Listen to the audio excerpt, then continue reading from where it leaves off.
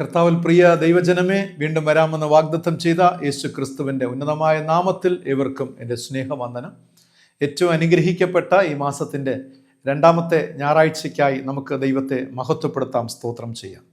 കർത്താവ് വലിയവൻ, കർത്താവിൻ്റെ വലിപ്പം, കർത്താവിൻ്റെ ശ്രേഷ്ഠത, കർത്താവിൻ്റെ ഉന്നതമായ ആ അനുഭവങ്ങൾ കഴിഞ്ഞ നാളിലൊക്കെ നമുക്ക് അനുഭവിക്കാനായി സാധിച്ചു. ഒരു ഭാഗത്ത് വിഷമതകളും ഭാരങ്ങളൊക്കെ ഉണ്ടാകാം, അല്ലേ?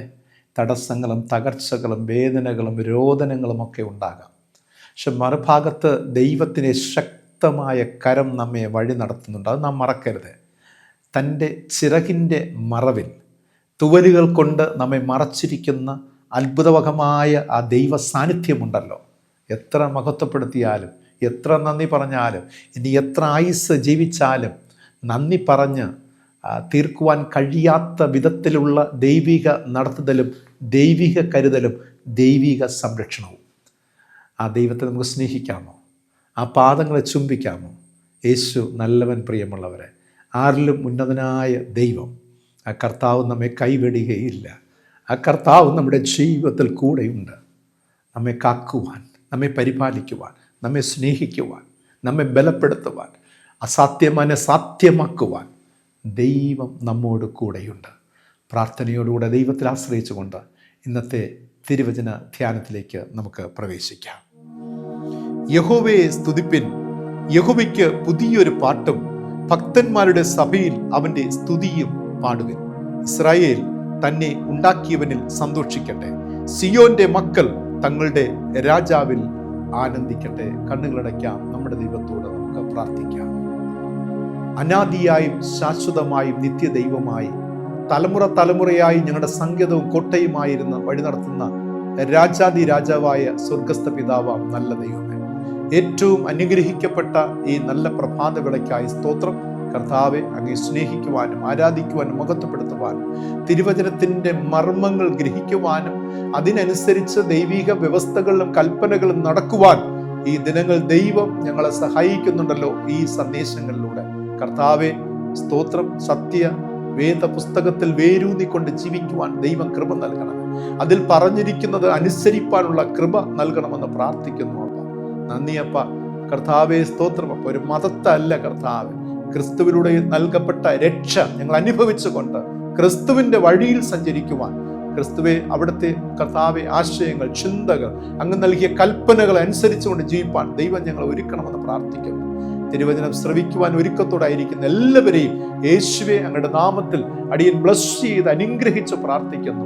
എല്ലാ ഹൃദയങ്ങൾക്കും ആശ്വാസം നൽകണമേ, ഉൾബലം കൊടുക്കണമേ, ശക്തീകരിക്കണമേ, തളർന്നു പോകാൻ അനുവദിക്കരുത്. പ്രതീക്ഷകളും പ്രത്യാശയും ആമേൻ ദൈവം നൽകി അന്ത്യത്തോളം നിന്റെ മക്കളെ കാത്തുകൊള്ളണമേ, പരിപാലിക്കണമേ. ദൈവകൃപയും ഞങ്ങളെ സൂക്ഷിക്കണമെന്ന് പ്രാർത്ഥിക്കുന്നു. എല്ലാ അനുഗ്രഹങ്ങൾക്കായി സ്തോത്രം. പ്രാർത്ഥനയായിട്ടതിനാൽ സ്തുതിക്കുന്നു യേശു ക്രിസ്തുവിന്റെ ധന്യമുള്ള നാമത്തിൽ തന്നെ. ആമേൻ, ആമേൻ, ആമേൻ.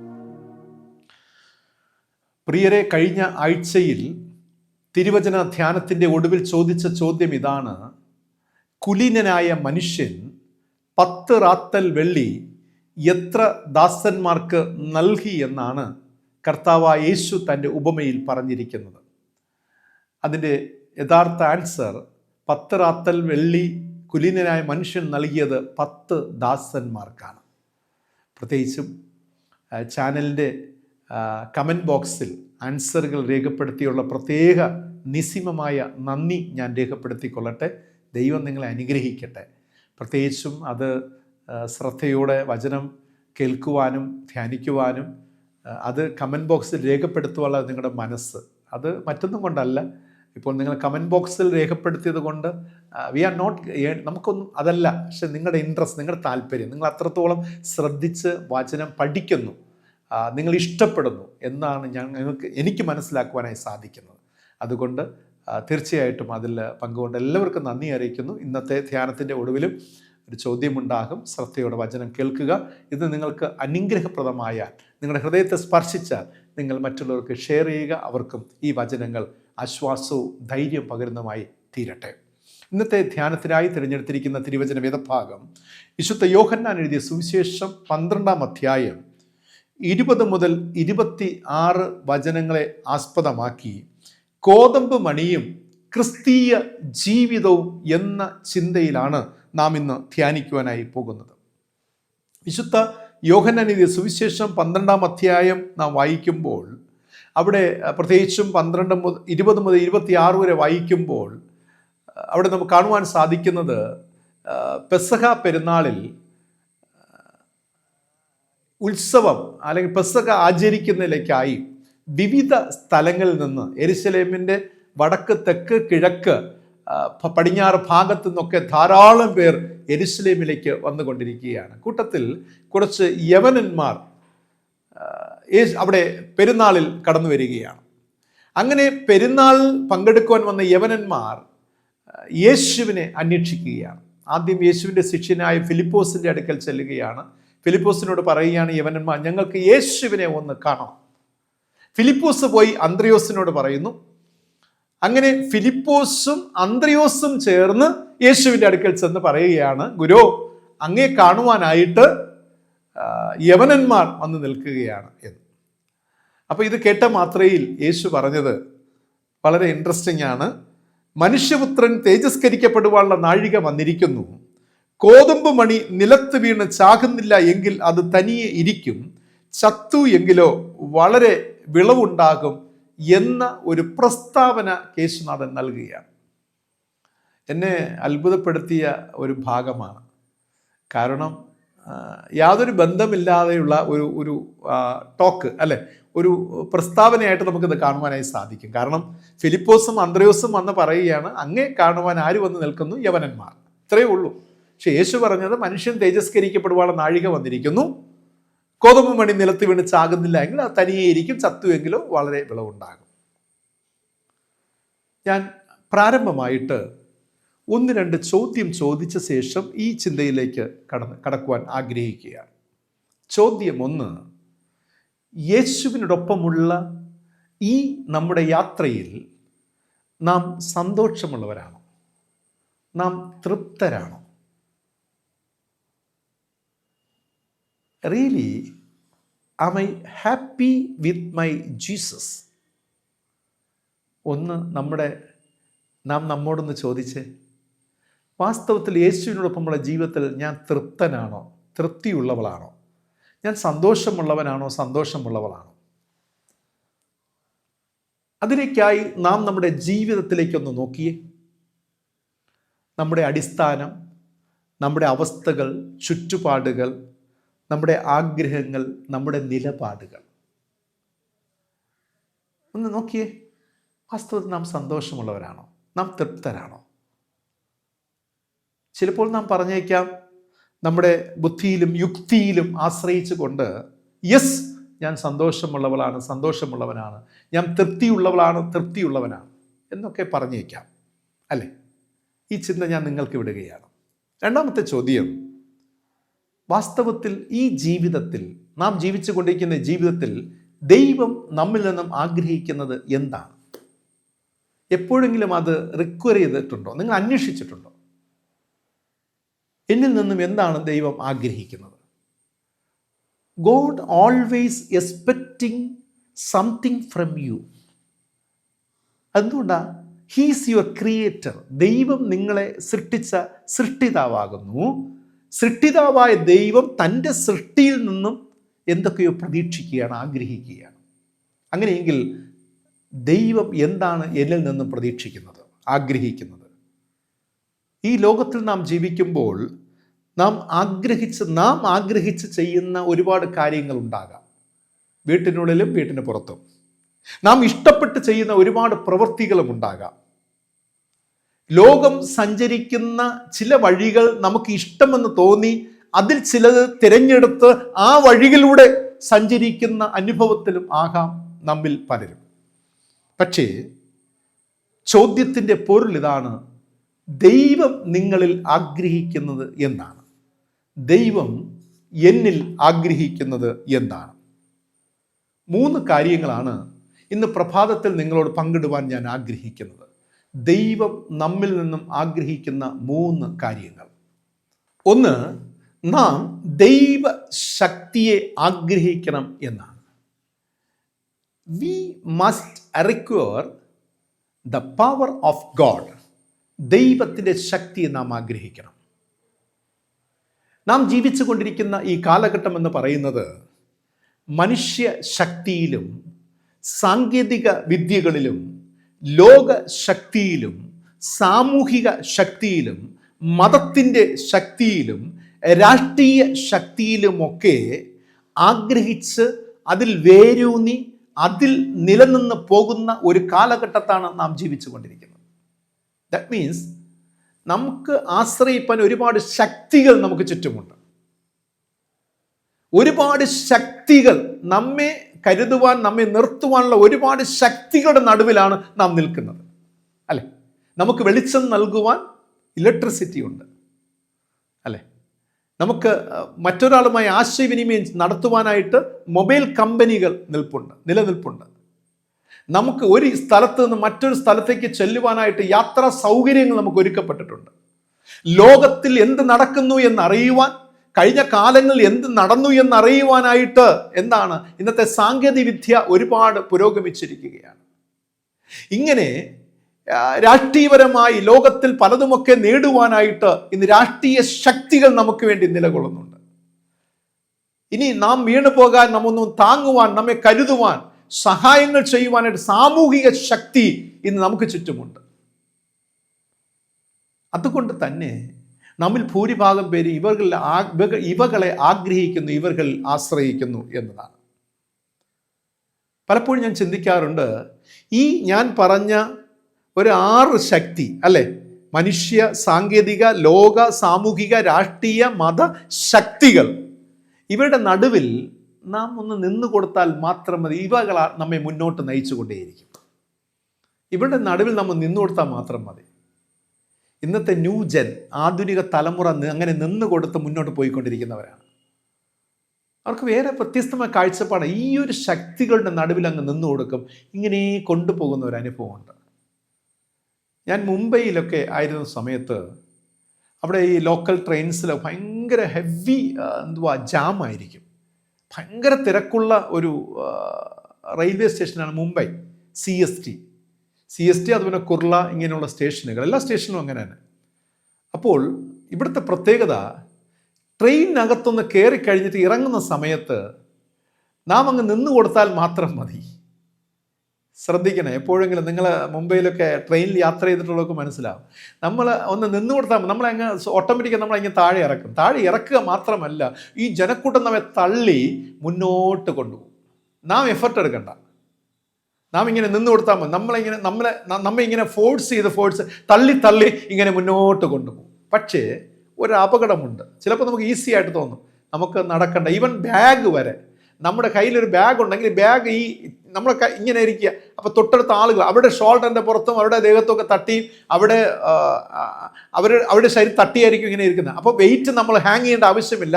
ഈ വെയിറ്റ് അവരുടെ ശരീരങ്ങൾ കൂടെ വഹിച്ചുകൊള്ളും. ഇങ്ങനെ ബാഗുമായിട്ട് നമ്മളിങ്ങനെ കൊണ്ടുപോവാണ്. ഇവരെല്ലാം ഇങ്ങനെ തള്ളി നമ്മളെ കൊണ്ടുപോകും. കുറേ ദൂരം നമ്മളെ പ്ലാറ്റ്ഫോമിൽ കൂടെ കൊണ്ടുപോയി അവസാനം തിരക്ക് കുറഞ്ഞു വരുമ്പോൾ നമ്മളെ നയിച്ച ശക്തി കുറയുന്നു, നമ്മളൊരു സ്ഥലത്ത് എത്തിപ്പെടുന്നു. പക്ഷെ നമ്മൾ എത്തിപ്പെട്ട സ്ഥലം എന്ന് പറയുന്നത് നമ്മൾ എത്തിപ്പെടേണ്ടുന്ന സ്ഥലത്തായിരിക്കുകയില്ല. ഈ ക്രൗഡ് നമ്മളെ കൊണ്ടുപോകുന്ന വേറൊരു ദിശയിലേക്ക് കൊണ്ടുപോയി അങ്ങ്.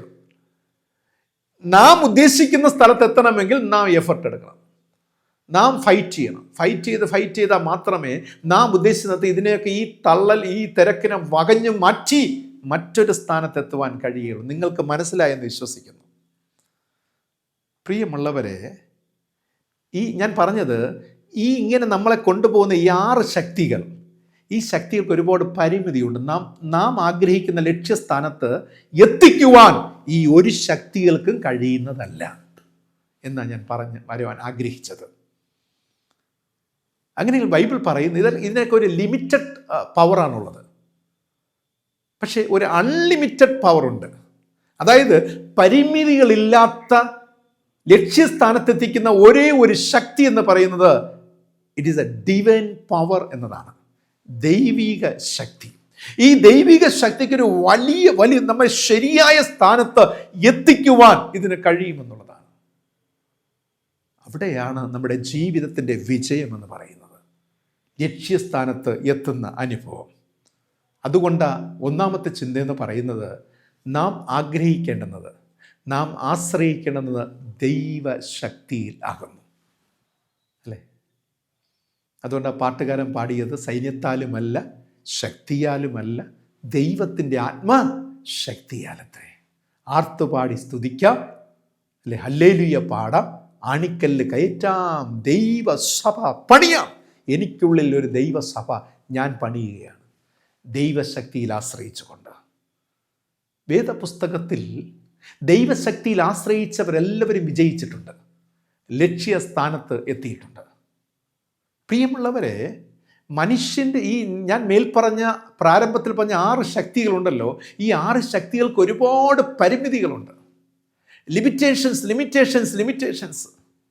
പലപ്പോഴും നമ്മൾ ഈ ശക്തിയെ ആശ്രയിച്ച് ഫെഡപ്പാകും, ചതിക്കപ്പെടും, വഞ്ചിക്കപ്പെടും.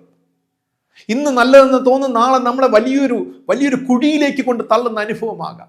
ഇന്ന് നമ്മൾ ഡിപ്പെൻഡ് ചെയ്യും, നാളെ നമ്മളെ തകർച്ചയിലേക്ക് വഴി നടത്താം. പക്ഷേ നിങ്ങൾ ദൈവശക്തിയിൽ ആശ്രയിക്കുന്ന മക്കളെങ്കിൽ നിങ്ങൾ വഴി തെറ്റുകയില്ല. ദൈവം നിങ്ങൾ ഒരിക്കലും റോങ് പാത്തിലൂടെ വഴി നടത്തുകയില്ല, തെറ്റായ വഴിയിൽ നടക്കുവാൻ അവൻ അനുവദിക്കുകയില്ല. നിങ്ങളെ ശരിയായ ട്രാക്കിലൂടെ അവൻ വഴി നടത്തും. കാരണം ഇതൊരു റൈറ്റ് പവറാണ്, ഇതൊരു ശരിയായ ശക്തിയാണ്. അതുകൊണ്ട് ഓരോ പ്രഭാതത്തിൽ എഴുന്നേറ്റ് നാം പ്രാർത്ഥിക്കുന്നത് എന്താണ്? Oh Lord, give me your power. അങ്ങയുടെ ശക്തി എനിക്ക് നൽകണമേ, അങ്ങയുടെ ശക്തിയാൽ എന്നെ നയിക്കണമേ, അങ്ങയുടെ ശക്തി എന്നെ നേർനിലത്തിൽ നടത്തുമാറാകട്ടെ. പ്രിയമുള്ളവരെ, നിങ്ങൾ ജീവിച്ചിരിക്കുമ്പോൾ നിങ്ങൾ ഈ ശക്തിയിൽ ആശ്രയിക്കണം. നിങ്ങൾ ഈ ശക്തിയിൽ മാത്രമേ ആശ്രയിക്കാവൂ. ഈ ശക്തിയിൽ തന്നെ നിങ്ങൾ ജീവിക്കണം. പ്രിയമുള്ളവരെ, രണ്ടാമത്തെ ചിന്ത എന്ന് പറയുന്നത് ദൈവിക ജ്ഞാനത്തെ നാം ആഗ്രഹിക്കണമെന്നാണ്. You must require divine knowledge or wisdom. ഈ ലോകത്ത് നാം ജീവിച്ചിരിക്കുമ്പോൾ ദൈവിക പരിജ്ഞാനം, ദൈവികമായ ജ്ഞാനം നമ്മിലുണ്ടാകണം. അപ്പോൾ ചോദിച്ചേക്കാം, ഈ ദൈവിക ജ്ഞാനത്തിൻ്റെ ആവശ്യകത എന്താണ്? ഞാൻ വിശദമാക്കാം. ഇന്നലകളിൽ നമ്മുടെ ജീവിതത്തിൽ ഈ ലോകത്തിൽ സംഭവിച്ചതിൻ്റെ ഉദ്ദേശം, ദൈവിക ഉദ്ദേശം എന്നത് പൂർണ്ണമായി മനസ്സിലാക്കുവാൻ നമുക്ക് കഴിയുകയില്ല. അതിന് വി നീഡ് ഡിവൈൻ നോളജ്, ഒരു ദൈവിക പരിജ്ഞാനം നമുക്ക് ആവശ്യം. അതെപ്പോഴും മനസ്സിലാക്കണം പ്രിയമുള്ളവരെ. നാം പലപ്പോഴും നമ്മുടെ ഹ്യൂമൻ നോളജ് കൊണ്ടാണ് നാം പലപ്പോഴും അണ്ടർസ്റ്റാൻഡ് ചെയ്യുന്നത്. നമ്മുടെ ചുറ്റുപാട് നടക്കുന്ന വിഷയങ്ങളെ, ഇന്നലകൾ സംഭവിച്ചൊക്കെ നമ്മുടെ ഡിവൈൻ നോളജ്, വിസ്ഡം കൊണ്ട് നാം കണ്ടെത്തി നാം ഒരു കൺക്ലൂഷൻ എത്തുവാൻ ശ്രമിക്കാറുണ്ട്. അതല്ല, നെവർ. ഇന്നലകളിൽ സംഭവിച്ച കാര്യങ്ങൾ നമുക്ക് മനസ്സിലാക്കണമെങ്കിൽ, അതിലുള്ള ദൈവിക ഉദ്ദേശം മനസ്സിലാക്കണമെങ്കിൽ എനിക്ക് എൻ്റെ സ്വയബുദ്ധി അല്ല, മറിച്ച് ദൈവിക ബുദ്ധി, ദൈവിക പരിജ്ഞാനം എന്നിൽ ഉണ്ടാകണം. 2, ഇന്നിൻ്റെ അനുഭവങ്ങളുടെ പൂർണ്ണമായി ഗ്രഹിക്കുവാൻ എനിക്ക് ദൈവിക പരിജ്ഞാനം ആവശ്യം. ഇന്നലകളിലും ഇന്നും കാര്യങ്ങളൊക്കെ ഗ്രഹിക്കുവാൻ ദൈവത്തിൻ്റെ ദൈവിക ബുദ്ധി ആവശ്യം. 3, നാളെ എനിക്ക് എന്ത് സംഭവിക്കുമെന്ന് ഒരു മനുഷ്യനും അറിയുന്നില്ല. ആമേൻ, അല്ലേ? അത് ഗ്രഹിക്കുവാനും മനസ്സിലാക്കുവാനും എനിക്ക് ദൈവിക പരിജ്ഞാനം ആവശ്യം. അതുകൊണ്ടാണ് നാം പലപ്പോഴും കണ്ണുകളടച്ച് കൈകൂപ്പുന്നത് ദൈവത്തിന് നേരായി, അല്ലേ? കാരണം എൻ്റെ ബുദ്ധി പരിമിതമാണ്, എൻ്റെ അറിവ് പരിജ്ഞാനം പരിമിതമാണ്. ദൈവമേ, നന്മ തിന്മകളെക്കുറിച്ച് തിരിച്ചറിയുവാൻ, ഇന്നലകളിൽ ഇന്ന് നാളെ എനിക്ക് ചുറ്റും എൻ്റെ ജീവിതത്തിൽ എന്ത് സംഭവിക്കുന്നു എനിക്കറിയില്ല. അപ്പാ, give me A divine wisdom. ഞാൻ കൈകൂപ്പി കണ്ണുകളടച്ച് എൻ്റെ ദൈവത്തിൻ്റെ സന്നിധി പ്രാർത്ഥിക്കുകയാണ്. എനിക്ക് അവിടുത്തെ പരിജ്ഞാനം നൽകണമേ, ദൈവികമായ ബുദ്ധി നൽകണമേ, ദൈവികമായ ജ്ഞാനം നൽകണമേ എന്ന് നാം ദൈവത്തോട് പ്രാർത്ഥിക്കുന്നത്. ഞാൻ പറയട്ടെ, ദൈവം സകലതും അറിയുന്ന ദൈവമാണ്. അതുകൊണ്ടാണ് നമുക്ക് ഈ ദൈവിക ജ്ഞാനം ആവശ്യമെന്ന് ഞാൻ പറയുന്നത്. കാരണം ഇനി എന്താണ് എൻ്റെ ബുദ്ധിക്കും അപ്പുറമായിട്ട് ലോകത്തെ നോക്കിക്കാണുന്ന ഒരു ദൈവത്തിന് സകലവും അറിയാം. അതുകൊണ്ടാണ് അവിടെ തിരുവചനത്തിൽ പറയുന്ന സംഗീതമൊക്കെ, മിണ്ടാതിരുന്ന് ഞാൻ ദൈവമെന്ന് അറിഞ്ഞുകൊള്ളുവിൻ. കാരണം നിൻ്റെ ബുദ്ധിക്ക് എന്താണ്, അതിന് പരിമിതിയുണ്ട്, ലിമിറ്റഡ് നോളജാണ് നിനക്കുള്ളത്. ഒരു വൈഡായിട്ടുള്ള നോളജ് നിനക്ക് മനുഷ്യൻ ലഭ്യമാകുകയില്ല. ഇതിൻ്റെ ഈ ലിമിറ്റഡ് നോളജിൻ്റെ നടുവിലും കാര്യങ്ങൾ ഗ്രഹിക്കുവാനും ചിന്തിക്കുവാനുമായിട്ട് നമുക്ക് ഡിവൈൻ നോളജിൻ്റെ ആവശ്യം അത്യാവശ്യമാണ്. കാരണം ദൈവമാണ് സകലവും അറിയുന്നത്. ആ സകലവും അറിയുന്ന ദൈവം, ആ ദൈവിക ജ്ഞാനം നമ്മിലുണ്ടെങ്കിൽ കാര്യങ്ങളെ യഥോചിതം ഗ്രഹിക്കുവാൻ നമ്മെക്കൊണ്ട് സാധിക്കുമെന്നതാണ്. കാരണം മനുഷ്യൻ അറിയേണ്ടവണ്ണം അറിഞ്ഞിട്ടില്ല, ലിമിറ്റഡ് വിസ്ഡം എന്നതാണ്. പ്രിയമുള്ളവരെ, ദൈവിക പദ്ധതികളെ, മനുഷ്യ ജീവിതത്തെ, പ്രകൃതി സത്യങ്ങളെ തിരിച്ചറിയുവാനും മനസ്സിലാക്കുവാനും നമുക്ക് എന്താണ് വേണ്ടത്? ദൈവികമായ പരിജ്ഞാനം നമുക്ക് ആവശ്യമാണ്.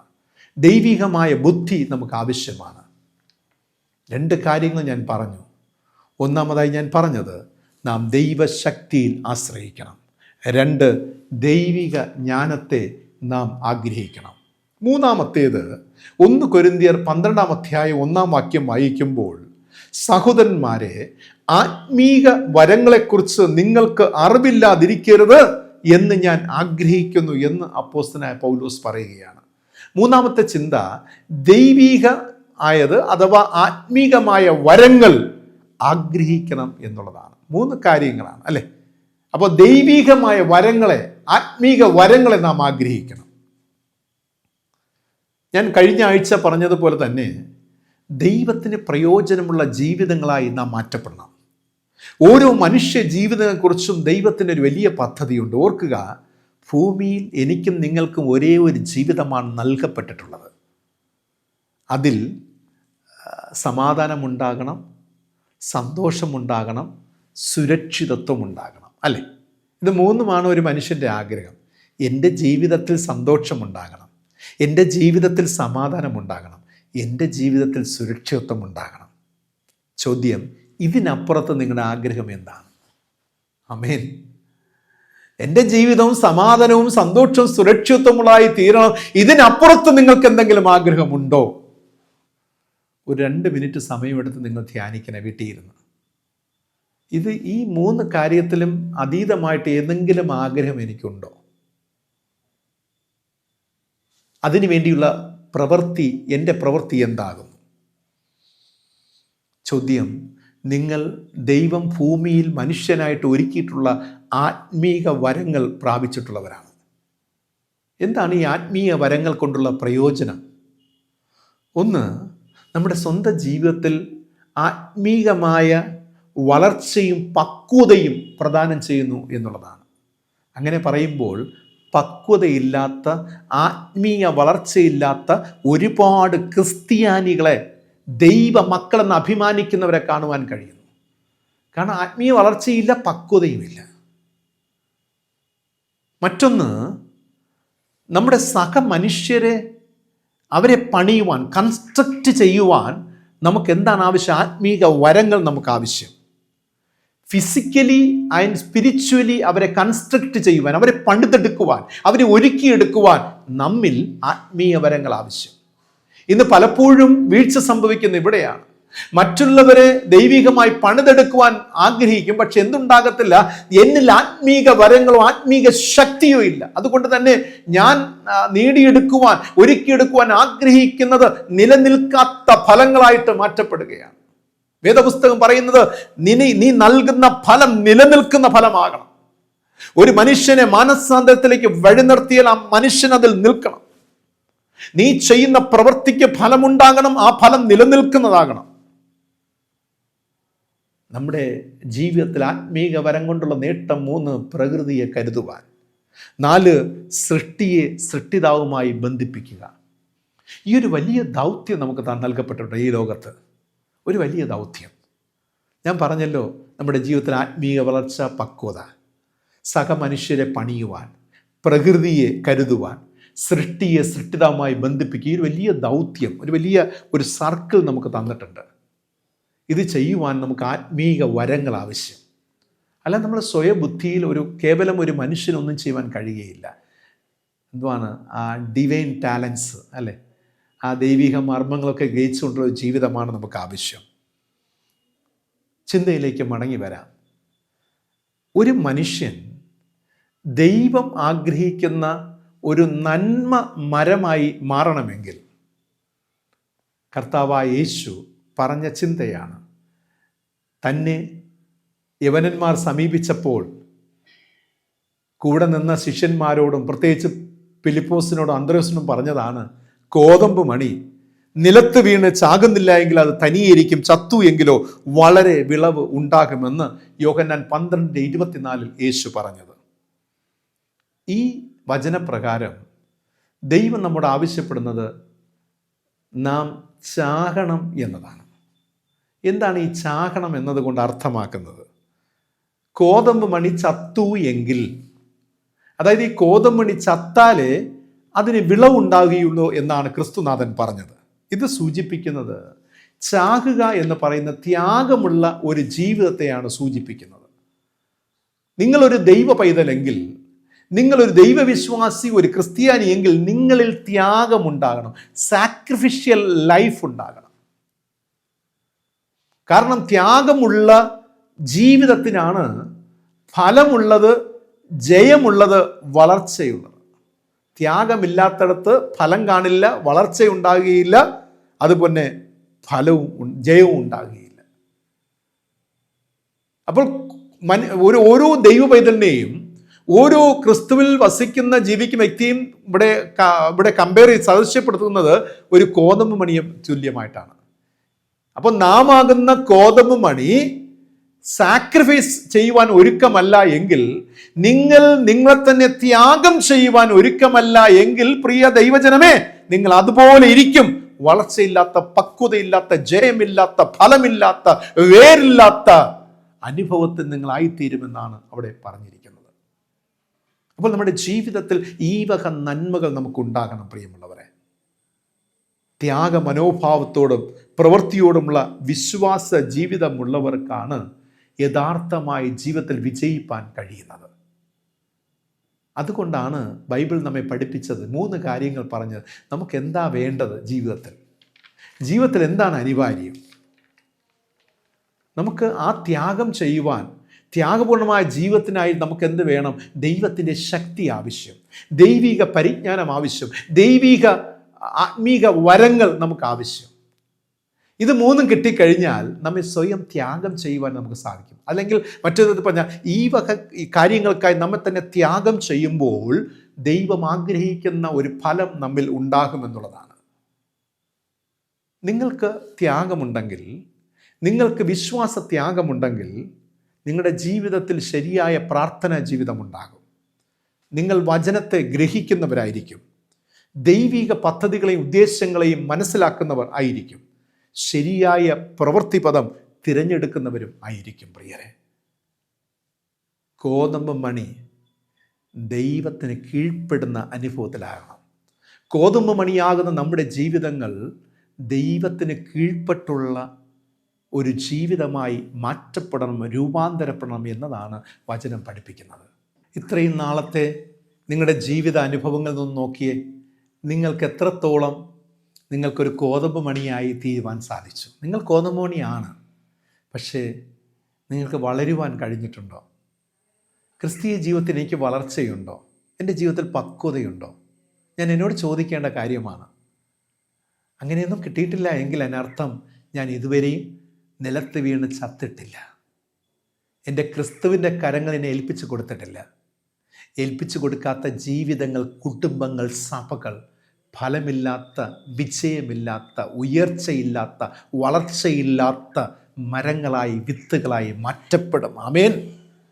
മറന്നു പോകരുത്. എനിക്ക് വളർച്ചയുണ്ടാകണം, ജയമുണ്ടാകണം, എൻ്റെ ജീവിതത്തിൽ ഒരു ഉയർച്ചയുണ്ടാകണം. ആ ഉയർച്ച ലഭ്യമാകുന്നത് ഞാൻ എന്നെ തന്നെ സ്വയം ദൈവത്തിന് സമർപ്പിക്കുമ്പോഴാണ്, ത്യാഗപൂർണമായ അനുഭവത്തിലൂടെ.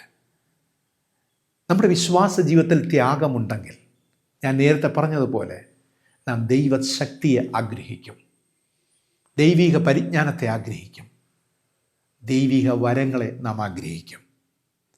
ഈ ജീവിതത്തിന് ഉത്തമ മാതൃക യേശുക്രിസ്തുവിൻ്റെ ജീവിതം തന്നെയാണ്. അതിൽ യാതൊരു സംശയമില്ല. ഒരു ശരിയായ കോതമ്പ് മണി. അതുകൊണ്ടാണ് ഈ യവനന്മാർ യേശുവിനെ അന്വേഷിച്ച് വന്നപ്പോൾ യേശു പറഞ്ഞത്, മനുഷ്യപുത്രൻ തേജസ്കരിക്കപ്പെടുവാനുള്ള നാഴിക വന്നിരിക്കുന്നു. ഇതാ ഇനി വേണ്ടത്. ലോകത്തിലെ അന്യജാതി, അന്യദേശക്കാർ ഇന്ന് തന്നെ അന്വേഷിച്ച് വന്നപ്പോൾ യേശു പറയുകയാണ്, ഇനി വേണ്ടത് എല്ലാവരും ഇതാ തന്നെ അന്വേഷിച്ച് എത്തിക്കഴിഞ്ഞു.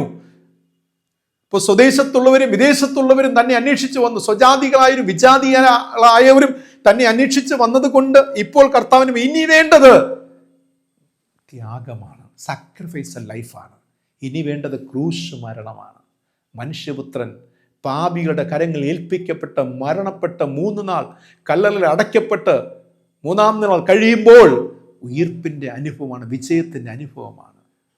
മരണമുണ്ടെങ്കിലേ വിജയമുള്ളൂ, ഉയിർപ്പുള്ളൂ. പ്രിയമുള്ളവരെ, മരണമില്ലാതെ ഉയിർപ്പില്ല. നിങ്ങളുടെ ജീവിതത്തിൽ ഉയർച്ച വേണമെങ്കിൽ, ഉയർപ്പ് വേണമെങ്കിൽ, ഉത്ഥാനം വേണമെങ്കിൽ നിങ്ങളുടെ ജീവിതത്തിൽ മരണമുണ്ടാകണം. അതെ, ത്യാഗപൂർണമായ വിശ്വാസ ജീവിതം നിങ്ങൾക്കുണ്ടാകണം. അത് ഗ്രഹിക്കുവാൻ ദൈവശക്തി നിങ്ങൾക്ക് ആവശ്യം, ദൈവിക പരിജ്ഞാനം ആവശ്യം, ദൈവിക വരങ്ങൾ ആവശ്യമാണ്. കർത്താവായ യേശു ക്രിസ്തു ശക്തമായ ഒരു കോതമ്പ് മണിയായിരുന്നു. പ്രയോജനമുള്ള ലോകത്തിന്, തൻ്റെ പിതാവായ ദൈവത്തിന് പ്രയോജനമുള്ള ഒരു കോതമ്പ് മണിയായി അത് നിലത്ത് വീണ് ചത്ത് തൻ്റെ ജീവനെ കൊടുത്ത് ഒരു പുതിയ അനുഭവത്തിലേക്ക് ലോകത്തെ സകലജന മാനവജനതയെയും വിലയ്ക്ക് വാങ്ങിയ ഒരു ചിത്രം. ജയജീവിതം നയിച്ച ക്രിസ്തുവിൻ്റെ ജീവിതം ഓർക്കുക. എന്നെ കേൾക്കുന്ന പ്രിയ ദൈവജനമേ, നാം ലോകത്തിനും ഈ ലോകത്തിലെ മനുഷ്യർക്കും സൗഖ്യം നൽകുന്നവർ ആകണം. You must be A healers of the world. അല്ലേ, നിങ്ങളെല്ലാവരും ഹീലേഴ്സ് ആകണം, സൗഖ്യമാക്കുന്നവരാകണം, മുറിവ് ഉണക്കുന്നവരാകണം. ഒരിക്കലും മുറിവ് വരുത്തുന്നവരാകരുത്. സഹമനുഷ്യർക്കോ പ്രകൃതിക്കോ ദൈവത്തിനോ നിങ്ങൾ മുറിവുണ്ടാക്കുന്നവരാകരുത്. നിങ്ങൾ മുറിവ് സൗഖ്യമാക്കുന്നവരാകണം. ആ ഒരു വലിയ പ്രേക്ഷിത പ്രവർത്തനമാണ് ദൈവം നമ്മുടെ കരങ്ങളിൽ ഏൽപ്പിച്ചിട്ടുള്ളത്. മുറിവുണ്ടാക്കുവാനല്ല, മറിച്ച് മുറിവിനെ അത് ഉണക്കുവാൻ, സൗഖ്യമാക്കുന്ന അനുഭവത്തിലായിത്തീരണം. യേശു ക്രിസ്തുവിൻ്റെ ജീവിതമൊക്കെ അപ്രകാരമായിരുന്നു. എത്രയോ പേരുടെ വൂണ്ടഡ് ഹാർട്ട് അല്ലെങ്കിൽ ഒരുപാട് മനുഷ്യരുടെ തകർന്ന ഹൃദയങ്ങൾ, മുറിവേറ്റ ഹൃദയങ്ങൾ, ജീവിതങ്ങളെ സൗഖ്യമാക്കുന്ന ഒരു വലിയ ശുശ്രൂഷ യേശു ചെയ്യുകയാണ്. യേശു നമുക്ക് മാതൃകയാണ് പ്രിയമുള്ളവരെ. ആ അനുഭവത്തിലായിത്തീരുവാൻ ദൈവം നമ്മെ വിളിക്കുകയാണ്. കാരണം നാം സാക്ഷികളാകണമെന്നതാണ്. ഇതിനായി ദൈവ സാന്നിധ്യത്തിൻ്റെ അസാന്നിധ്യത്തിൽ അവിടെ ശക്തമായി പ്രാർത്ഥിക്കണം പ്രിയമുള്ളവരെ. ഞാനത് വിശദമാക്കാം. എവിടെയാണോ ദൈവ സാന്നിധ്യം ഇല്ലാത്തത് അവിടെ പ്രാർത്ഥനയില്ല എന്ന് മനസ്സിലാക്കുക. ആരുടെ ജീവിതത്തിലാണോ ദൈവശക്തിയില്ല, അതിനർത്ഥം അത് പ്രാർത്ഥനയില്ലാത്ത ജീവിതമാണ്. ഏത് കുടുംബത്തിലാണോ ദൈവത്തിൻ്റെ ശക്തിയില്ല, അവിടെ പ്രാർത്ഥന ഇല്ല എന്ന് മനസ്സിലാക്കുക. ഞാൻ പറഞ്ഞു വരുന്നത്, ദൈവത്തിൻ്റെ ശക്തിയില്ലാത്ത സ്ഥലത്ത്, ദൈവത്തിൻ്റെ ശക്തിയുടെ അസാന്നിധ്യമുള്ള സ്ഥലത്ത് ശക്തമായി പ്രാർത്ഥിക്കുക, ദൈവശക്തി കൈവരിക്കുക. എങ്കിൽ മാത്രമേ നിങ്ങൾക്ക് മുന്നോട്ട് ദൈവത്തിന് പ്രയോജനമുള്ള ജീവിതമാകുവാൻ സാധിക്കുകയുള്ളൂ. ഒരു ശരിയായ കോതമ്പ് മണിയായി തീരുവാൻ സാധിക്കുകയുള്ളൂ. കോതമ്പ് മണി ക്രിസ്തീയ ജീവിതം എന്ന് പറയുന്നത് നിങ്ങൾക്ക് മനസ്സിലായി കാണുമല്ലോ. അതിനിടയിലുള്ള ത്യാഗമാണ്, സാക്രിഫിഷ്യൽ ലൈഫാണ്. ത്യാഗം ത്യാഗം ത്യാഗം. നിങ്ങളുടെ ജീവിതത്തെ ത്യാഗം ചെയ്യുക. ആ ത്യാഗം ചെയ്യുവാനായിട്ട് നിങ്ങൾക്ക് ദൈവശക്തി ആവശ്യം, ദൈവിക പരിജ്ഞാനം ആവശ്യം, ദൈവിക വരങ്ങൾ ആവശ്യം. ഇതാകണം നിങ്ങളുടെ ജീവിതത്തിൻ്റെ ലക്ഷ്യം പ്രിയമുള്ളവരെ. മറ്റുള്ളവർ കാണുകയല്ല. നിങ്ങൾ സത്യവേദ പുസ്തകത്തെ വായിക്കുമ്പോൾ, സത്യദൈവത്തിലേക്ക് നിങ്ങൾ നോക്കുമ്പോൾ നിങ്ങൾക്കുണ്ടാകേണ്ടതാണ് ആ ത്യാഗ മനോഭാവം. എന്നിലൊരു ക്രിസ്തു രൂപപ്പെടുന്ന അനുഭവം, എൻ്റെ കുടുംബത്തിലൊരു ക്രിസ്തു, എൻ്റെ യാത്രയിൽ എന്നോടൊരു ക്രിസ്തു. എത്ര സന്തോഷമുള്ള അനുഭവം, എത്ര അനുഗ്രഹമേറിയ ജീവിതം പ്രിയമുള്ളവരെ. ഈ ഒരു അനുഭവം നമുക്കുണ്ടാകണം. കോതമ്പ് മണിയെപ്പോലെ ത്യാഗത്തിലൂടെയുള്ള വളർച്ച നമ്മിലുണ്ടാകുവാൻ സർവശക്തനായ ദൈവം നമ്മെ സഹായിച്ച് അനുഗ്രഹിക്കുമാറാകട്ടെ. ഈ ആഴ്ചത്തെ ചോദ്യം ഇതാണ്: യേശുവിനെ കാണുവാനായിട്ട് ആഗ്രഹിച്ച യവനന്മാരെ യേശുവിൻ്റെ അടുക്കൽ എത്തിച്ച ശിഷ്യന്മാരുടെ പേര് എന്താണ്? അതായത് ആരൊക്കെ ചേർന്നാണ് യവനന്മാരെ യേശുവിൻ്റെ അടുക്കൽ എത്തിച്ചത്? നിങ്ങളുടെ ഉത്തരങ്ങൾ കമൻറ്റ് ബോക്സിൽ രേഖപ്പെടുത്തുക. ദൈവത്തിൻ്റെ പരിശുദ്ധാത്മ നമ്മെ സഹായിക്കട്ടെ. ആമേൻ. കണ്ണുകളടയ്ക്കാം, നമ്മുടെ ദൈവത്തോട് പ്രാർത്ഥിക്കാം. നീതിയുടെയും സത്യത്തിൻ്റെയും ന്യായത്തിൻ്റെയും ദൈവമായിരിക്കുന്ന പ്രജാപതിയായ സ്വർഗീയ പിതാവാം ഞങ്ങളുടെ നല്ല ദൈവം, ഏറ്റവും അനുഗ്രഹിക്കപ്പെട്ട ഈ ദിനത്തിനായി സ്തോത്രം സ്തോത്രം സ്തോത്രം ചെയ്യുന്നു. കർത്താവെ, കോതമ്പ് മണിയും ക്രിസ്തീയ ജീവിതവും. ഒരു കോതമ്പ് മണി നിലത്ത് വീണ് ചാകുന്നില്ല എങ്കിൽ അത് തനിയെ ഇരിക്കും, ചത്തു എങ്കിലോ അതിൽ വളരെ വിളവ് ഉണ്ടാകും. ദൈവമേ, ഞങ്ങളുടെ ജീവിതങ്ങളും അപ്രകാരം പ്രയോജനമുള്ള, ദൈവത്തിന് പ്രയോജനമുള്ള ജീവിതങ്ങളായി മാറുവാൻ സഹായിക്കണമേ എന്ന് പ്രാർത്ഥിക്കുന്നു. ദൈവം ആഗ്രഹിക്കുന്ന, അവിടുന്ന് ആഗ്രഹിക്കുന്ന ഒരു ജീവിതം ഞങ്ങൾ രൂപപ്പെടട്ടെ, ഉണ്ടാകട്ടെ. അതിനായി ദൈവം സഹായിക്കണമേ പിതാവേ, അതിനായി ദൈവം ഒരുക്കണമേ അപ്പ. ഞങ്ങളിൽ ദൈവശക്തി ഉണ്ടാകണം, ഞങ്ങളിൽ ദൈവിക പരിജ്ഞാനം ഉണ്ടാകണം, ഞങ്ങളിൽ ദൈവിക വരങ്ങൾ, ആത്മീക വരങ്ങൾ ഉണ്ടാകണം. നന്ദി പിതാവേ. ആ അനുഭവത്തിൽ എത്തിച്ചേരുവാൻ ദൈവം ഞങ്ങളെ സഹായിക്കണമേ. ഈ വചനം ശ്രവിച്ച എല്ലാ ഞങ്ങളുടെ മക്കളെ യേശുവിന്റെ നാമത്തിൽ അടിയൻ ആശീർവദിച്ച് അനുഗ്രഹിച്ച് പ്രാർത്ഥിക്കുന്നു. അപ്പന്റെ സ്വർഗീയ കരം നിന്റെ മക്കളോട് കൂടിയിരിക്കട്ടെ. ദൈവമേ, നിന്റെ മക്കളെ വഴി നടത്തണമേ, കാത്തോളണമേ, കൃപയിൽ ബലപ്പെടുത്തണമേ. ദുഷ്ടന്റെ കയ്യിൽ അകപ്പെടാതെ വണ്ണം, ദുഷ്ടന്റെ തന്ത്രങ്ങൾ, ചതിക്കുഴികൾ പെട്ടുപോകാതെ വണ്ണം നിന്റെ മക്കളെ രോഗത്തിന്റെ പിടികളിൽ നിന്നപ്പ, ബന്ധനത്തിന്റെ, കടഭാരത്തിന്റെ, സാമ്പത്തിക തകർച്ചകളുടെ കർത്താവെ, അസമാധാനത്തിന്റെ കർത്താവെ, അനുഭവങ്ങളിൽ നിന്നൊക്കെ നിന്റെ മക്കളെ വിട്ടിരിക്കണമെന്ന് പ്രാർത്ഥിക്കുന്നു.